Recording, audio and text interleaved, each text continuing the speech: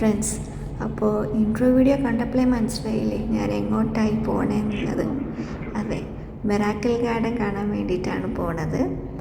അപ്പോൾ once again welcome back to my channel Sanchari Ammi. എല്ലാവരും full video കാണണേ. മാർച്ച് 15 മുതൽ 31 വരെ മിറാക്കിൾ ഗാർഡൻ ഇവിടെ UAE റെസിഡൻസിന് ഫ്രീ ആയിട്ടെന്ന് ഗവൺമെൻറ് പറഞ്ഞിട്ടുണ്ടായിരുന്നു.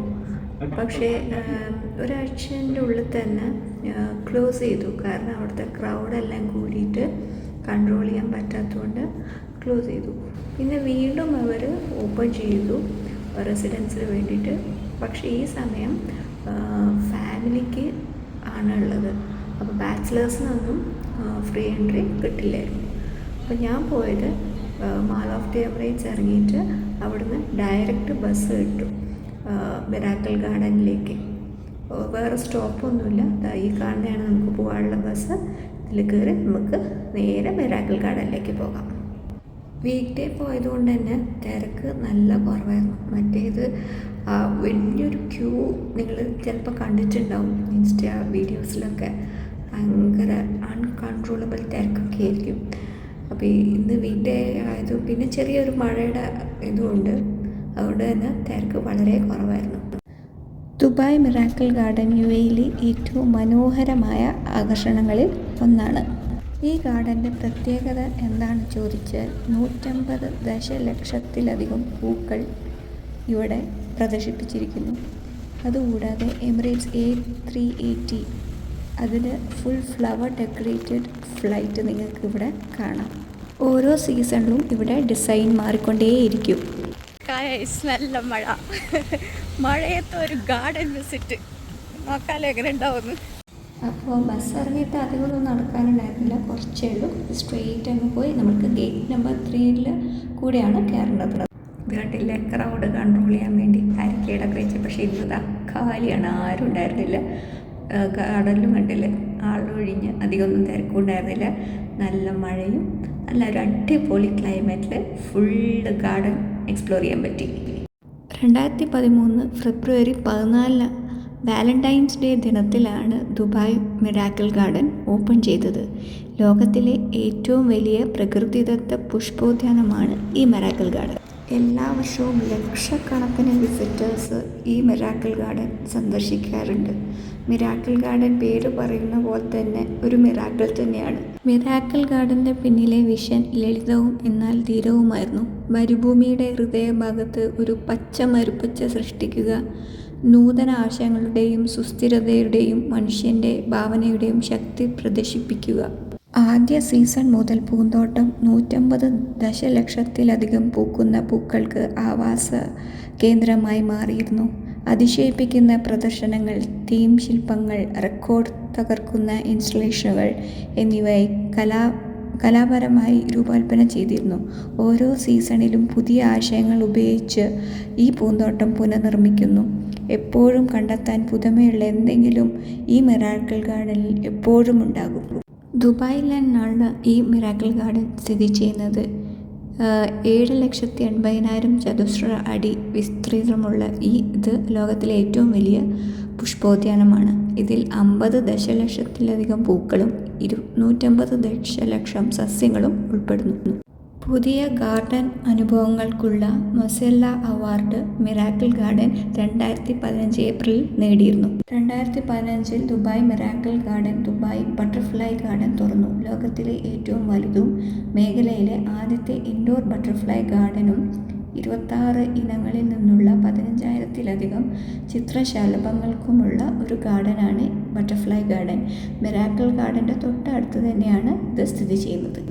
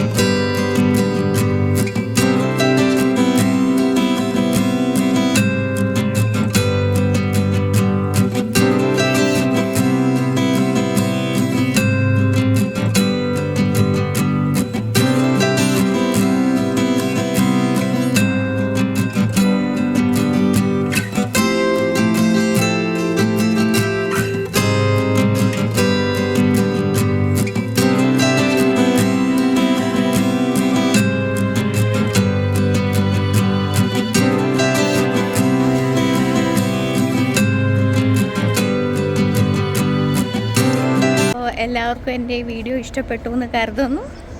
അടുത്ത ഏതെങ്കിലും ഒരു ലൊക്കേഷനായിട്ട് നമുക്ക് വീണ്ടും കാണാം. അതുവരെ ബൈ ബൈ.